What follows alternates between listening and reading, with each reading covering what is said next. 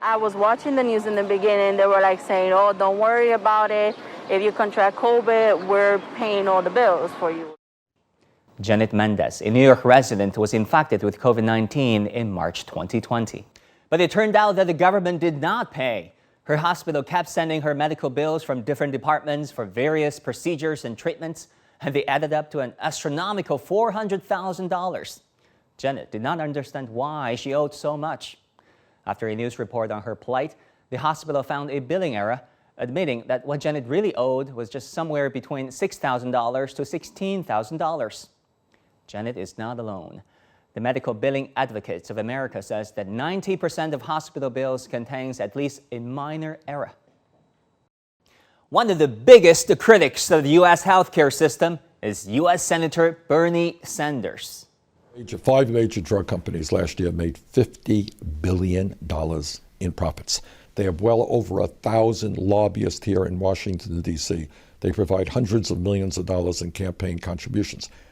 Their job and what they do is charge the highest prices they possibly can, the highest prices in the world. Their business model is greed. The right to health care, as one of the most basic rights, says everyone should be entitled to it regardless of race, age, ethnicity, or social status. But how can this basic right be respected when some 14% of Americans quit treatment just because they couldn't afford it? In this global catastrophe, who is getting the gold? The healthcare system, it's not made for the people. It's not made to keep you healthy. It's not made to help you in any way. It's certainly not made to help you pay your bills, right? It's a for-profit system. It's understandable that hospitals operate on a for-profit basis, but the question is, by how much? By the end of 2020, HCA Healthcare, America's largest for-profit hospital system, posted a $3.8 billion profit, more than it made the year before the pandemic. And others are getting a slice of the action. Tenet Healthcare, a multinational healthcare services company, made almost $400 million in profit. The University of Pittsburgh Medical Center and the Mayo Clinic also raked in hundreds of millions. It is a gold mine and a cash cow for other healthcare-related industries as well. As employer-sponsored health insurance is exempt from income taxation, 9 out of 10 privately insured Americans are covered by plans purchased by their employers. But as shown in Michael Moore's documentary Sicko, people have to ask whether the scheme is good for employees. Being that I'm an employee here, my medicine is for free. So that's why I got to keep working until I die. There are golden years. I can't find them. I'll tell you that. And for those who have been laid off, not only did they lose their jobs, they were no longer covered by a social safety net. While people are suffering due to COVID and footing the bill whether they can afford it or not, big pharmas, including but not limited to vaccine manufacturers like Moderna, Pfizer, are making a killing through the benefit network behind. Queen Nystrom is a diabetic, and the huge amount of insulin she spends every month makes her breathless. Today I went and picked up my insulin prescription. That retails for $340 a vial. I go through 2 to 3 vials a month. So how are normal, everyday working class people in this country supposed to afford to keep themselves alive? And she is not alone. In order to survive and to prove a point, a group of diabetics decided to break the law. They chartered a coach to take them across the Canadian border some 1,300 kilometers away to buy cheaper insulin. These vials of insulin in America would have cost me $3,060 retail price. That's in US dollars. Today, I paid $243.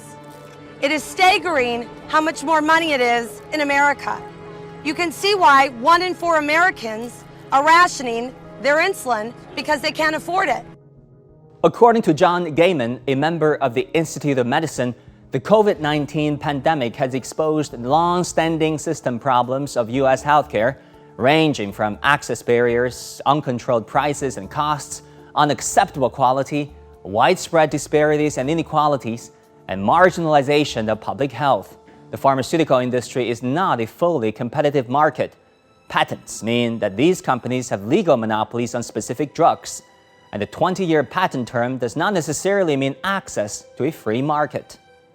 Products that are out are not really new. They may have tweaked the manufacturing process and the like, and they have better delivery pens and the like, but the increase in price has been astronomical.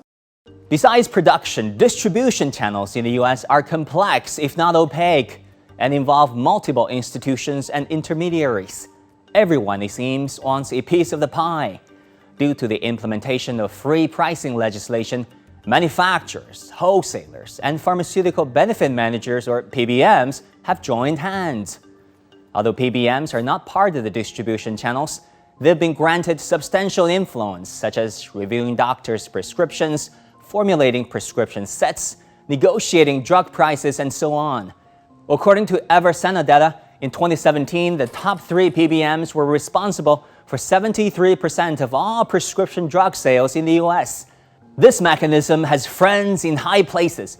According to statistics by Open Secrets in 2021, the Pharmaceutical Research and Manufacturers of America, the American Hospital Association, and the American Medical Association rank among the top 10 agencies with the highest lobbying expenditures and spent nearly $75 million to protect their interests.